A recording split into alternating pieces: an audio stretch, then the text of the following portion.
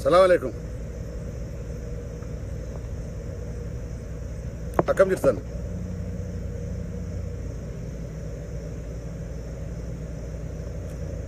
أجيسو. دكتور شفة. مكانه دوها كان فدان. مكان دكتور جنرال بريغيد جنرال مال نمانجا كان فد. أنت في برامس always. يوخان علي يوسف.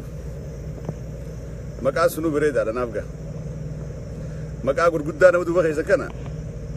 يو تيندلي نغاري دامت. أجيسو. وان جواب دون تبدأ دي مرافق ديما بيزيرا بكدلقات انجرا أكم جستنقا فيادا سنندينو سقلين دقمان سيا يا منسا هذا التما جارميوت أورمودا هندف أكسوما كايرو أورمودا تن أوروميا غوتو خيستي جرتو يرو نرى أورومون كجرتون يرو أكام بدادات لولي خوني درنوتو بلچادا تولمان بوداف ديم ويانين ورانك أبدو جيشته ليو بوليس دوبت هريستي جرتي وراني وياني تسلولي إيجالي جرا همنتي ليو هايلي نون همنتي لينجيغا هاك أبدو تن أوروميا ويرا يرتو همنتي مستتي وان كان الرايف دوبا ديبود عن ديمتو يرو مان تناخنا لولي بكي ديمو جرون بكو تما هاقو مغرتي بوردرا نانويت garuu oromiyaan guutuun qeeroon oromiyaa guutuun yeroon kaatee ummata dhumaa jiru kana wajjin dhaabbattu warri oromiyaa keessa jiru ammaan tana karaarraa cufuudhaan humna diinaa bittinneessuu yaada diinaa facaasuu irratti yeroon hojjechuu qaban ammaan tana osoo ummanni boordarraa dhumaadhaa jiru osoo lubbuu hanganaa dhumee nama 40 wareegame 20 wareegame jennee teenya dhageeffachuudhaa miti qeeroon oromiyaadha gaafiin oromoo guutuudha gaafii takka waan takkaaf falmaadhaa jirra waan takkaaf lolaa jiran warri daangarraa dhumaa jiruu fi warri walakkeessa oromiyaadha taa'aa jiru hundinuu waan takkaaf dhumaa jira kanaafuu qeeroon oromiyaadha dhiyeenya kana qeeroon amboodha yaaminsa gootee turte qeeroon oromiyaadha yeroo wal yaamtee lafaa kaatee warra dhumaa jiru kana wajjin dhaabbattu humna diinaa bittinneessitu yaada diinaa addaan facaaftu yeroon ammaan tana kana booda nafne qeeroon oromiyaadha akkuma kalee bakka takka afaan tokkoon dubbatanii yeroo takkatti ka'aa turetti oromiyaa guutuu keessaa akka kaan aktivistoonni biyya keessaa waan kana hatattamaan qindeessaadha hatattamaan qopheessaadha aktivistoonni biyya alaa jirtan waan kana irratti hojjedhaadha damee wanni kullaaltu hundinuu hatattamaan joolleen biyyaa hundinuu kaatee yeroo wajjin dhaabbachuu qabdu ammaan tana kuni humna diinaa bittinneessuudhaaf nu ta'a wayyaaneen oromoo faraqatti dha'uu barbaadde faraqatti ama boordaraa lolti booddee oliixee kabiraatiin lolti akka isaanii mijjaa'utti mijjeeffataniiti nu dhawaadhaa jiran akka isaanii mijjaa'u miti akka nuuf mijjaa'u godhuudhaaf oromoon hundi dargaggeessi hundi biyya keessaa yeroon ka'ee dhaabbachuu qabu ammaan tana boodaraf yookaan sagantaan diinaa galmagaa jirti adeemsi isaan lafa kaatan galmagaa fi jira kanaafuu qeeroon oromoodhaa warreen biyya keessa jirtan guututti humna diinaa facaasuudhaaf sagantaa wayyaanee harkaa billeessuudhaaf yeroon kaanee wajjin dhaabbachuu qabnu ammaan tana kara kaanin kara jaarmoota oromoodhaa hunda ara tokkorraa dubbachuun deemu jaarmoota oromoodhaa warreen oromoodhaaf qabsoo goona jiru hundi isaanii carraan arraan booda isinumaafuu nafneewu yeroo ummanni oromoodhaa qophaawee qotee bulaan ifiif lolaa jiru kana yooni ummata keessa seentanii ummata kana jaarachuu hin danda'in yoo ummata kana gurmeessuu hin danda'in yoo humna fitti godhuu hin danda'in guyyaan jaarmee oromoo tokkolleen arraan booda hin hafu yookaan haasoma oromotti kijibaa jirtan yoo jaarmeenni ammaan tana biyya keessa seenee ummata finiine kana jaarachuu hin danda'in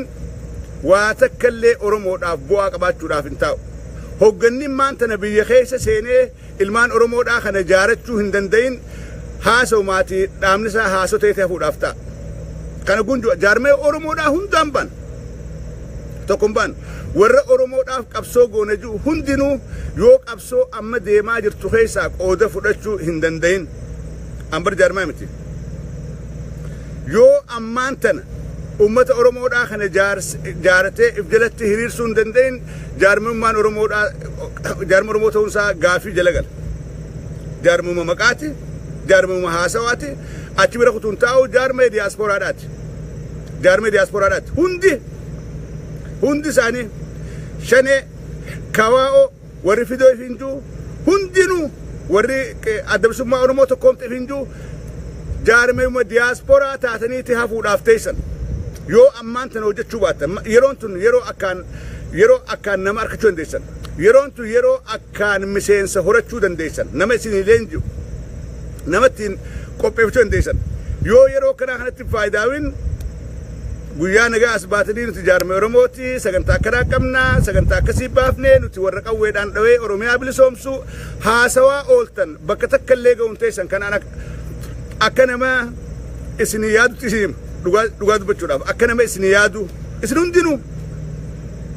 amma raftanii boodan booyina ummanni oromoodhaa ifirratti loluu eegalee jira ummanni oromoodhaa ifii walii dirmachuu eegalee jira ummanni oromoodhaa ifii falmachuu eegalee jira ummanni kuni silaa hoggannummaan tokko keessa dhaqee muratee silaa hoggannummaan jaarme tokko muratee keessa dhaquu danda'e ummanni oromoodhaa arras hin jiru garuu jaarmoonni keenya hundinuu kan faarsinuus kan abaarruus qallaanis furdaanis kanama hedduu qabuus kanama xiqqaa qabuus hundinuu diyaaspora jira hundinillee oromoodhaaf bu'aa takkallee buusaadhaan jiru yeroo ammaa kanatti yeroo baanatti hogguu dubbiin tun qabbanootti as baniiti ibsa ejjennoo baasuudhaan ibsa ejjennoodhaa baasanii diyaasporaa keessaa walgahii yaamanii walgahii kanaa koottaadhaa no yeroo oromoon diinaan wal seentee walit jirtu kana isin ala kanaa ibsa ejjennoo baasaa ooltanu ibsa ejjennoo dhiiftanu waan takkallee bu'aan qabdan yeroon if dhaqqabdan jaarmoonni oromoodhaa yeroon if dhaqqabdan arraan booda hin hafu yeroon if dhaqqabdan yeroo to survive as a political party jiraachumaafuu yeroon if dhaqqabdan namnummaanuu maqaa keessa yaamuudhaaf fuuldura yeroon if dhaqqabdan arraan booda hin hafu yeroon ifii dirmatan ammaan tan jireenya keessaniif akka maqaa isin dhoynu akka maqaa isin yaamne barbaadde yeroon ifii dirmatan oromoodhaafii miti jireenya keessiif dirmatan ammaan tan yoo amma kana godhuu hin danda'in jireenya keessanuu gaafii jala gala qabsoon diyaasporaa keessaa haasa'uudhaa miti qabsoon feesbuuk irraa wacaa ooluudhaa miti qabsoon dhaabni siyaasaadhaa feesbuukirratti ibsa ejjennoo baasaadhaa ooluudhaa miti no hogganni dhugaadhaa namni murate yeroon dhaqee ummata fi bira dhaabbatu ammaan tan yeroon ummata fi wajjin hiriiru ammaan tan yeroon ummata fi jaaru dargaggeessa biyya keessaa kophaa lolaa jiru yeroo ummataa oli qabdanii unkaatti gootanii jaartanii leenjiftanii diina dura dhaabdan ammaan tan amma nama lafaa ammaarrattan boru garuu nama arkuun teessan nama arkuudhaan teessan boru arra dargaggeessa oromoodhaa aaree jira lafaa ammaarrattan yoo biiseentan boru garuu kan arkuun teessan gaafiidhaa kanaafiin yaamins hatattama jaarmoota oromoodhaa hundaa fi qeeroo biyyaatiif godhee teenyee yeroo walirratti eenyuu miti adheenya kana OMN guyyaraa riippoortii godhaa Facebook irratti waan deema arkaadhaa jirraa oromoon guyyaraa dhumaa jirti even though injifannollee galmeessaadhaa jiraatan diinallee dhawaadhaa jiraatan diinallee irra aanaa jiraatan garuu lola dhaabbataadhaa deemaadhaa jira lola dhaabbataa addancitin lolli dhaabbataan akkanaa hogguu deemu oromoon hundinuu teessee ilaaluun qabdu suni gaafa asiin jarri kun cabsee seene wayyaaneen ol deebite karaa jiddu galaa karaa dhiyaachi garagalti karaa kaabaa garagalti hogguu asii dhooytee laafifte hogguuni kaabaan dhooytee laafifte karaa kibbaa gad deebite kun tooftaa wayyaaneen baaftee nurratti hin dalagaadhaa jirtu tooftaa kan harkaa facaasuudhaaf dargaggeessi oromoodhaa biyya keessaa bakka takkaa lafaa ka'ee afaan tokkoon falmachuudha qaba duula karaa daangaadhaa gad deemaadhaa jiru ijoolleen tuulamaa karaa murtee karaa cabsitee eeguu danda'uudha qabdi warri karaa dhiyaa akka wayyaaneen oromiyaa keessa sossoo hin dandeenye akka ikoonomiin sii daranuutuu kufee faca'u kan goonu falmaa amma dura barbasan deebifnee wareega daangarraa bahaa jiru kana nutis oromoonni bakka jirru hundaa'uu baasuu danda'uudha qabna. Akkasiin injifannoon dhufa akkasiin gamtaan keenya mul'ata akkasiin tokkummaan keenya daranuutu diina rifachiisaadhaa oromoo gammachiisaadhaa deema yoo isa godhu kan taa'u taate yoo harka marannee ifirratti warratti eeyne gaafa kana cabse nutis nuuf ta'a yoo gaafa akkasii diina keenyaatu mo'ata malee nuti akkasii miti. Karaa biraatiin dhaamsa OMN fin qaba. OMN yeroon hogganoota jaarmee siyaasaadhaa hunda dhiheessee yaada isaan qaban gaafatu ammaan tan hogganoota ODF leencoo lataadhaa leencoo baatiidhaa kana hunda wali qabee hogganoota KWO'dhaa kamaal galchuudhaa bakka jiru barbaadee itti aanaasaa bakka jiru barbaadee hogganoota shaneedhaa hogganoota warra adda bilisummaa Oromoo tokkoomee finjuu hogganoota fidoodhaa yeroon isaan cufa wal dura kaa'ee dhiibbaarra godhuu danda'u miidiyaan dhiibbaarra godhuu danda'a isaan hunda kaa'ee Oromoodhaaf maal qabdan maal yaadaa jirtan sagantaan keessan maali jedhee OMN'n irra dalaguudha qaba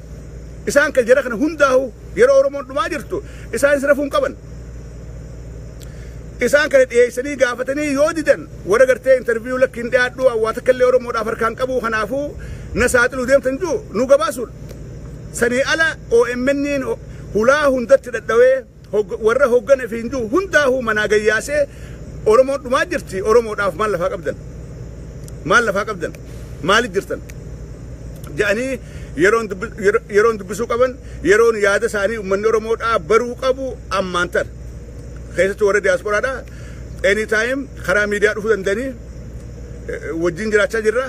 wanni riphisanii dhokatanii ta'aniif hin jirtu hogganoonni jaarmee siyaasaadhaa hundinuu as bahanii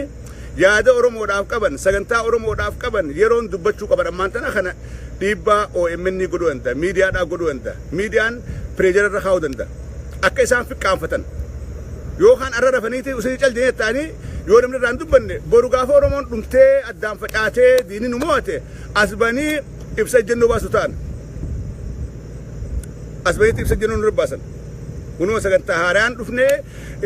wayyaaneen makaasuudhaa deebi'eetiif ibsa ejjennoo haaraan nu baasan san hin dandeenye kanaafuu ammumarraa jarri miidiyaadhaa focus irratti deebi'aadhaa kara miidiyaadhaa as fidaadhaa Oromoodhaaf maal lafaa qabdan maaliif jirtan sagantaan keessan maali ummata dhumaa jiru kana akkamiin laaltan yoo gartee akkuma hawaasatti akkuma keenyatti ta'anii kan rafanii ilaalan taate oduu OMN hordofaadhaa ta'an taate faayidaan qaban warri hoggana siyaasaadhaa jaarmoonni siyaasaadhaa yoo akkuma keenyatti gartee oduu OMN irraa harkasiituma wayi Oromoo hanganaa dhume jedhanii isaanoo maaliif jiran qophii akkam qaban sagantaa akkam qaban kana uummanni Oromoodhaa baruu barbaadaa kana dhiibbaarra godhaadhaa kara fenga war biyya keessaa yeroon caalaa wajjin dhaabbannu ammaan tana if dagannee taa'uu hin qabnu qeeroon biyyaa ummata keessan kadaangarraa dhumaa jiru yeroon yoo xiqqaatte karaarraa cuftan humna diinaarraa bittinneessan this is very serious ammaan tana namni guyyarraa dhumaadhaa jira Oromoodhaa dhumaa jira waan gaafii Oromummaadhaa gaafataniif dhumaadhaa jira waan biraatii miti gaafin Oromummaadhaa tadaangarraa kaate walakkeessa Oromiyaatii kaadhaa jirti dhee Oromiyaatii kaadhaa jirti kibba Oromiyaa kaaba Oromiyaatii bakka hundarraa kaa jirti hundinuu gaafii takkaaf dhumaadhaa jira Oromoon hundinuu ka kiristaanaa islaamaa waaqeffataa hundinuu gaafii takka hanga dhumaa jirrutti waan nu mudatu hundaa'uu wajjin sheer godhuudha qabna wajjin hirmaachuudha qabna dhiiga kiyyaatu gannaqamaa jira je'ee ka walakkeessa Oromiyaa jiru lafaa ka'uudha qaba ka dhee Oromiyaa jiru ka kaaba Oromiyaa jiru kan daangarra gannaqamaa jiru anaafis dhiiga kiyyee lafaa ka'uu danda'uudha qaba yoo san hin goone numaatu walirratti ilaalee akka diinni nu injifatu godhaadhaa jira waan kana sammutti qabadhaadhaa waan takka wanni maayyii dubbadhu mistake takka deema social media gubbaa Facebook irra maanta waan takka deema waa'ee maqaadhaa maqaan kiyya Ali Yusuf maqaan Ali ju maqaa Oromoodhaati miti maqaa Arabaati maqaan Tasfaayee ju maqaa Oromooti miti maqaa Abaaraati Oromoon maqaa hedduudha qabdi akkaataa keessa turre wajjin maqaa hedduudha qabdi amma Fireew Maashoodhaa maqaa Amaaraati maqaa Oromooti miti that's okay maqaan Oromummaa keessatti madaalan seenu maqaan Oromummaa keessatti orummaa keessiin ibsu yookaan sirraan irrisu waan kana sammuu qabadhaa namoonni gariin misteekii daleen agartee yeroo dubbannu maqaa yaamnee huguuni maqaa san qabaachuudhaaf amaara tahee yookaan maqaa san qabaachuudhaaf araba tahee yookaan maqaa san qabaachuudhaaf guraagee ta'eedhaa miti namni yoo silaa akkas taate keetuun falmatu ishuu kanaatummaa dhiyeenya kana deemaadhaa jira feesbuuk irraa waan akkanaa kana firraa xiqqeessaadha irraa wayyaawaadha it's not good oromummaan dhiigaanii maqaadhaanii miti saniin wal madaaluu hin qabnu yooni dhaloonnimmaan tanaa dhaloonnimma dhaltu kun gartee ijoollee fi maqaa arabaa yookaanis maqaa amaaraa baase sun qaanidha dhaloonni nun dura gabrummaadhaan muti